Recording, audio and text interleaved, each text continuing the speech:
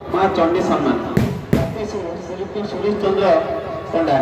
बिंदुर जगतपुर कटक वरण्य महाशय आपण वृत्ति जड़े आईनजीवी हेले हैं सदा सर्वदा गौमाता और साधु सतों सुरक्षा निमंते निज उत्सर्गित कर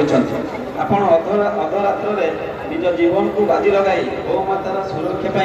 लड़ी अनेक समय विधर्मी मानकर अग्रसर शिकार होती आपण परी जड़े दक्ष समाजसेवी को सम्मान जनाई श्री श्री दक्षिणेश्वरी यज्ञ कमिटी आपण को माँ चंडी सम्मान 2025 सम्मानित कर निजक धन्य मन पड़े आपण सुदीर्घ निरामिष जीवन कामना करने सहित आपणकर गंतव्य पथ महिमा मंडित हो ही माँ दक्षिणेश्वरी चंडी श्रीचरण एकांत प्रार्थना इति श्री श्री दक्षिणेश्वरी यज्ञ परिचालना कमिटी और सभ्य सभा लोक सौरी सालेपुर कटक।